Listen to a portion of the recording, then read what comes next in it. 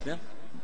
Alhamdulillah Kamil hafal hadis 972 hadis. Masya Allah. Sedangkan Ahmad alhamdulillah hafal hadis 472 hadis. 472, Kamil 972.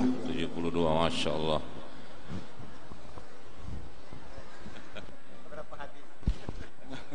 Ketua takmir berapa hadis? 1. Doa makan boleh ya? Jadi Buya, setelah mereka hafal 30 juz, hadisnya yang 900, kemudian 700 tadi, cara menjaga hafalan mereka ini biar nggak hilang Buya, gimana itu Buya?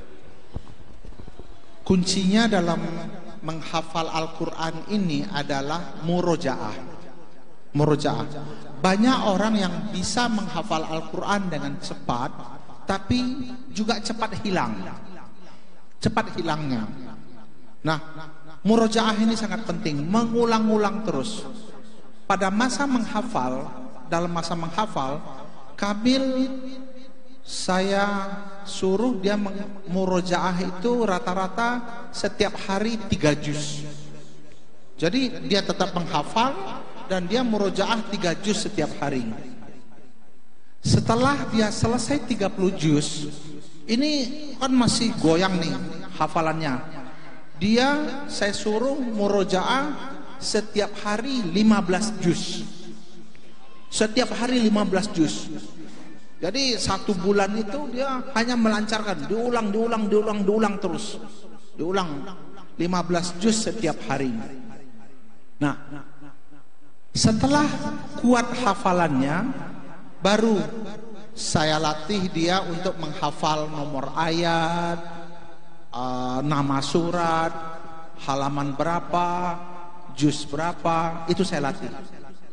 Jadi untuk menghafal itu bisa 2 nomor ayat, halaman dan sebagainya, itu bisa dihafal bersamaan dengan waktu menghafal pertama, atau nanti setelah dia selesai. Kalau kami mengambil metodenya adalah yang penting hafal dulu cepat, setelah hafal cepat dikuatkan dia dengan murojaah. Kalau dia sering murojaah, insya Allah dengan sendirinya dia akan lebih mudah nanti menghafal ini ayat berapa, ini halaman berapa, ini baris keberapa. Gitu. Jadi kuncinya adalah murojaah. Murojaah. Bahkan kami dengan semua santri kami teken kontrak, karena kami ini semuanya kan full beasiswa sampai dia tamat kuliah. Jadi teken kontrak, beasiswa akan diberikan selama 17 tahun kalau anak ini teken kontrak murojaah minimal 5 juz setiap hari sampai mati. Sampai mati teken kontraknya. Jadi apapun kondisi, selagi dia masih bisa murojaah, dia murojaah 5 juz sampai mati. Karena apa? Karena yang akan nantinya dinilai pada saat kita mati, hafalan Al-Quran itu adalah berapa hafalan yang kita bawa mati, bukan berapa hafalan yang pernah kita hafal. Jadi yang selalu kita jaga hafalan kita itulah yang akan menentukan kita nanti di yaumil akhir, di surga, di mana tempat kita. Jadi bukan, banyak orang mengatakan, wah saya pernah menghafal 30 juz, tapi coba sekarang tes. Setelah kerja apalagi, udah banyak macam-macamnya, wah udah pada hilang, nggak lancar. Jadi yang perlu diperhatikan sekali adalah bagaimana anak ini atau seseorang itu selalu rutin memurojaah. Murojaah. Ya. Mungkin di sini banyak penghafal Quran juga ya. Anak-anak yang sekarang sedang menghafal Quran, siapa? Tunjuk tangan dulu coba. Hah? Nggak ada yang ngangkat tangan, berarti nggak ada yang menghafal dong. Oh itu banyak ya itu, Masya Allah. Jadi Buya, mungkin di sini kan banyak bapak-bapak, ibu-ibu yang pengen sekali, sama anak-anak pengen sekali bisa hafal Quran sampai 30 juz. Ini kuncinya Buya, kunci bisa menghafal Quran ini apa Buya? Kira-kira Buya berbagi tip pada kami Buya. Ya sebenarnya sih sudah banyak ya di buku-buku, apalagi ceramah Ustadz Adi Hidayat ya, itu banyak sekali bagaimana sih kiat kita dalam menghafal Al-Quran. Nah, kalau kami mempunyai pengalaman, meskipun pengalaman kami ini sangat sedikit sekali, kunci dalam keberhasilan menghafal Al-Quran itu adalah satu, kemauan dulu. Bahwa kita memang betul-betul mau untuk menghafal Al-Quran. Karena kalau nggak mau, dipaksa, nggak akan jadi. Nggak akan jadi kalau nggak mau itu. Jadi harus ada kemauan dulu. Bahwa kita memang mau menjadi seorang penghafal Quran. Setelah mau, ya tentu harus dibuktikan dengan kesungguhan. Kita bersungguh-sungguh untuk menghafal Al-Quran. Bagi anak-anak, dua itu yang paling penting. Dia bersungguh-sungguh. Ya, mau dan bersungguh-sungguh. Tapi kalau yang sudah balik, ditambah dengan ketulusan, keikhlasan. Karena nggak ada artinya kita menghafal Al-Quran tanpa keikhlasan. Ya, ditambah dengan keikhlasan. Dan yang paling penting, selama dalam menghafal Al-Quran, kesungguhan itu harus dibuktikan dengan segala yang mengganggu kita dalam menghafal, itu harus disingkirkan. Terutama musuh bebuyutannya ini. Ini harus disingkirkan dulu. Matikan dulu. Kalau bagi anak-anak, saya katakan jangan pegang handphone. Karena mudarat yang jauh lebih banyak didapatkan dengan pegang handphone. Kami, santri kami tidak boleh pegang handphone. Sampai SMP tidak boleh. Mereka hanya baru boleh memegang handphone nanti di SMA. SMA atau kuliah. Komputer, ya, komputer mereka di SMA sudah harus pegang komputer. Tapi pada saat mereka kuliah, keluar dari pondok, nah barulah situ mereka memegang handphone. Jadi memang dibikin dia anak ini fokus. Begitu juga dengan kita yang dewasa. Kalau kita menghafal Al-Quran, tetap sambil tiap sebentar bunyi handphone, bunyi WhatsApp, bunyi ini mengganggu, sangat akan mengganggu. Ya harus disingkirkan. Apalagi bagi yang sudah berumur, yang paling bagus adalah di ruang agak menyendiri atau di ruang agak sepi, ya disitulah fokus untuk menghafal Al-Quran di situ.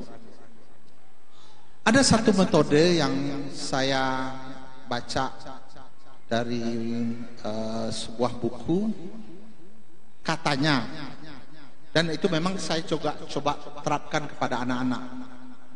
Yang penting coba dulu baca dulu Al-Quran itu. Baca 10 kali, baca 15 kali, belum hafal, baca 20 kali, sampai 40 kali. Insya Allah kita baca paling banyak 40 kali, Al-Quran itu ayat per ayat akan hafal. Insya Allah akan hafal. Nah, kemudian umpamanya kita bisa seperti Kamil dan Ahmad ini. Saya waktu itu saya suruh baca dia itu 5 kali. 5 kali ayat per ayat, sudah pindah lagi ke bawah. 5 kali dia setor, lancar, pindah lagi. Kemudian setelah dapat kita bagi umpamanya 5 baris, setor sampai 5 baris ini nggak ada salah. Nah, itu diulang beberapa kali juga. Nanti sepertiga yang kedua, sepertiga yang ketiga. Santri tidak boleh menambah hafalan kalau dalam satu halaman itu ada kesalahan lebih dari 1. Jadi kami menerapkan aturan, ketentuan, tidak boleh menambah hafalan sebelum dia bisa menyetor satu halaman dengan kesalahan maksimal 1. Nah, kalau udah 1, insya Allah dia bisa lebih kuat hafalannya. Tapi itu pun kami memakai sistem murojaah kami itu ada 3 macam.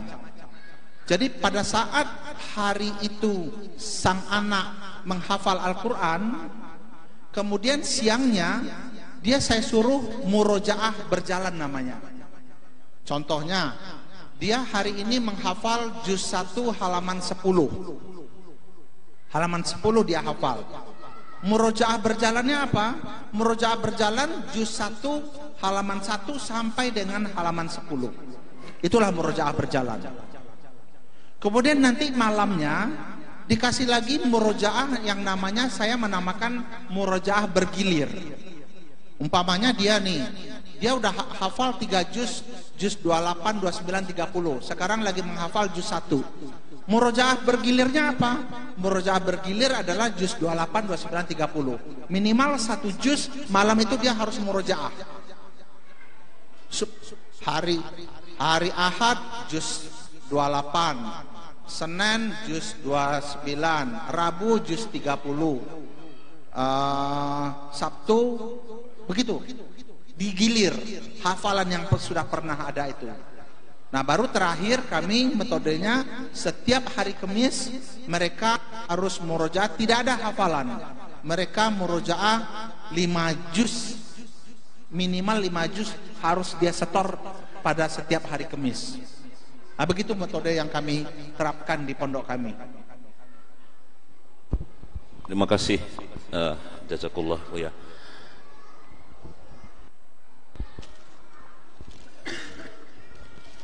Jadi syarat utama untuk sekolah di Pondok Buya ini yatim Buya ya, harus yatim ya. Iya, yatim. Kami hanya menerima anak yatim.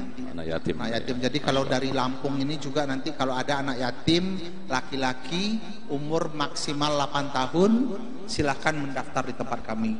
Insya Allah siapa yang lulus akan mendapatkan beasiswa selama 17 tahun dari kelas 1 SD sampai tamat kuliah. Ya, harus yatim tapi Bunda ya. Abuya yatim ya. Syarat utama ya. Bapak-bapak sekalian mau ada yang menyekolahkan anaknya ke Pondok Abuya, tapi syaratnya harus yatim dulu. Baiklah, kalau memang itu Masjid Ad-Du'a, kita nggak usah jauh-jauh, kita ke Masjid Ad-Du'a aja. Ini ada ketua takmir. Ketua takmir ini kita minta kejelasan, katanya ada mau soft opening ya. Soft opening ini artinya pembukaan lembut. Kalau terjemahan bebasnya ini maksudnya soft opening Baitul Qur'annya Ad-Du'a ya. Gimana itu Pak Ketua? Bismillahirrahmanirrahim. Assalamualaikum warahmatullahi wabarakatuh. Innal hamdalillah hamdan katsiran thayyiban mubarakan fi, asyhadu an la ilaha illallah wahdahu la syarikalah wa asyhadu anna Muhammadan abduhu wa rasuluh la nabiyya ba'dah. Bapak-bapak, ibu-ibu, anak-anak yang insyaallah dirahmati oleh Allah Subhanahu wa taala, wabil khusus Abuya Ike Mutakin beserta Ahmad Sama Kamil yang insyaallah akan membersamai kita malam ini dalam rangka salah satunya adalah memotivasi kita bersama untuk ikut serta menelurkan, menciptakan para penghafal-penghafal Quran dari bumi Lampung ini. Banyak anak-anak di luar ekspektasi kami. Saya teringat perkataan dari penakluk Konstantinopel Muhammad Al-Fatih, jika kamu tidak lagi mendengar suara anak-anak kecil di masjid, berarti tunggulah, itulah kehancuran Islam. Alhamdulillah, saya senang Masjid Ad-Du'a kedatangan tamu-tamu para anak-anakku sekalian. Masjid Ad-Du'a insya Allah menjadi masjid yang sangat bersahabat untuk anak-anak. Seperti disampaikan oleh pembawa acara tadi, insya Allah Ad-Du'a akan soft opening TPQ. Jadi kalau dulu namanya TPA itu karena identiknya banyak kata-kata yang lain, jadi kami merubahnya menjadi TPQ. TPQ adalah Taman Pendidikan Al-Quran Rumah Tahfiz Baitul Quran Masjid Ad-Du'a. Saya bersahabat sama beliau. Jadi nanti kita akan dengarkan apa yang menjadi kemampuan dari Ahmad sama Kamil. Itu juga yang memotivasi kami jadi untuk mengupgrade TPQ A2A yang selama ini sudah ada menjadi ke arah yang lebih baik. Jadi insya Allah malam ini soft opening TPQ A2A yang kami akan memakai metode UMI nantinya. Sekarang kami dalam proses mentraining. Jadi kalau Bapak Ibu jamaah A2A hampir 1 pekan itu sekitar 3 sampai 4 kali kami lagi mengadakan training. Jadi kami di dalam membentuk TPQ A2A ini nggak main-main. Jadi kita persiapkan seperti yang Buya Mutakin tadi sampaikan adalah ketulusan dari para guru. Sekarang kami lagi mendidik para guru. Jadi para guru tidak kami ambil dari beberapa tempat atau kita membuka lamaran, tetapi kita juga training. Harapannya kalau saya miriplah dengan Buya Mutakin tadi, kalau Kamil bisa menghafal 30 juz dalam 6 bulan, target kami di sini 6 bulannya juz 30 Buya. Jadi cukup 1 juz dulu, nanti berkala akan targetnya akan kita naikkan.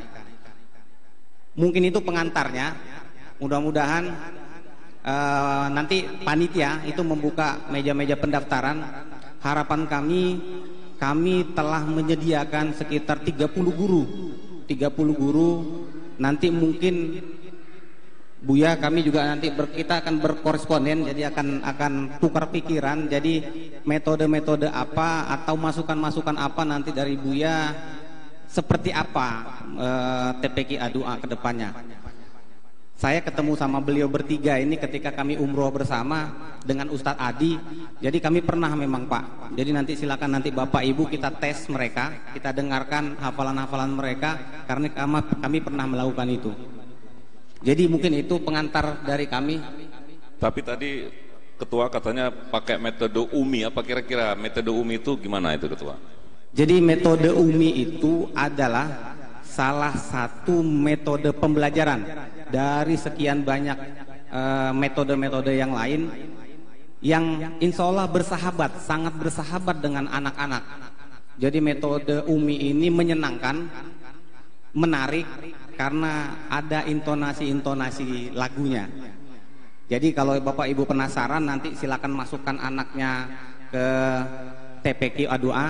Insya Allah kita akan mendapatkan anak-anak dengan hafalan-hafalan yang banyak yang insya Allah nantinya akan menjadi pemberi bagi kita mahkota nanti di yaumil kiamah nanti. Itu Pak Rusdi. Ya, jadi kalau mau mendaftar sudah disediakan meja-meja. Kalau bagi yang mau mendaftar silakan, kami sudah menyediakan meja-meja pendaftaran, silakan mengambil formulir yang telah kami sediakan di. Dan tahun ajaran barunya dimulai kapan kira-kira, Pak?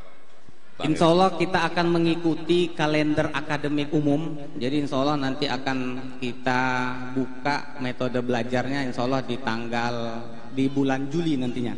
Nanti pemberitahuannya akan kita paralel akan kita lakukan melalui WA, melalui SMS, melalui telepon nantinya.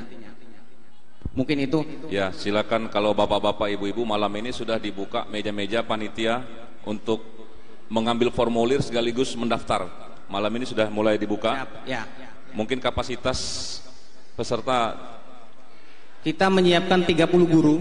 Jadi mungkin kapasitas TPQ A2 untuk tahap pertama ini berkisar sekitar 400 sampai 450 orang. Silakan mendaftar, kita akan sediakan guru-guru yang berkualitas. Tapi Pak Rusdi kayaknya bintangnya bukan ketua takmir. Saya pikir sebelum sebelum azan berkumandang kita mungkin rindu mau mendengarkan suara adik-adik kita ini. Mungkin Ahmad dulu ya. Boleh Ahmad dulu sebelum azan. Sebelum azan kita akan mendengarkan. Azan nanti silakan bapak-bapak yang mau melakukan tes silakan. Atau ada yang mau ngetes ini Qur'annya. Silakan buka. Kalau ngetes mungkin sudah tinggal 2 menit lagi. Mungkin kita ngaji sebentar lah ya. Kita sudah tinggal 2 menit lagi, kita ngaji sebentar lah. Oh ya, dengarkan silakan. suara Ahmad sama Kamil. Ahmad Ngaji. dulu kali ya. Coba surah Maryam dulu lah ya. Maryam. Berdua. Ini.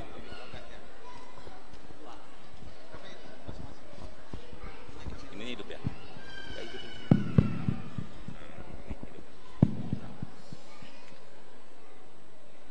أعوذ بالله من الشيطان الرجيم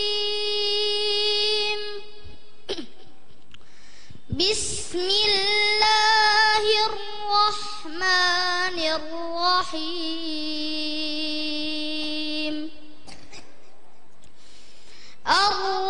الرحمن علم القرآن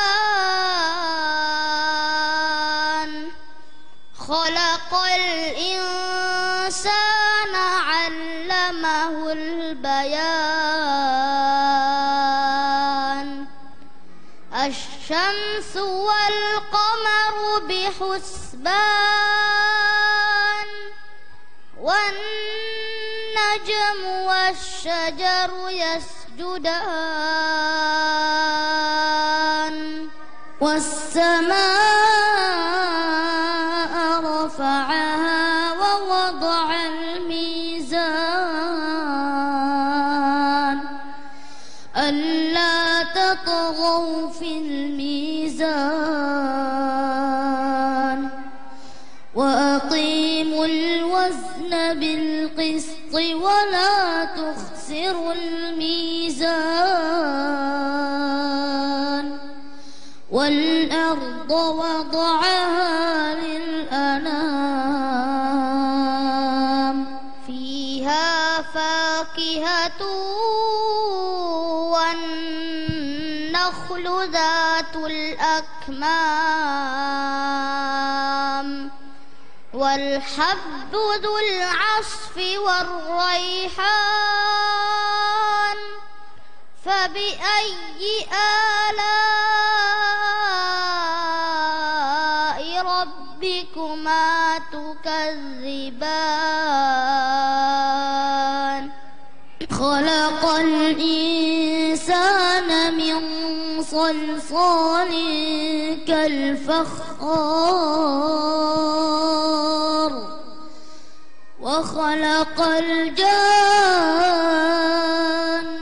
من مارج من نار فبأي آلاء ربكما تكذبان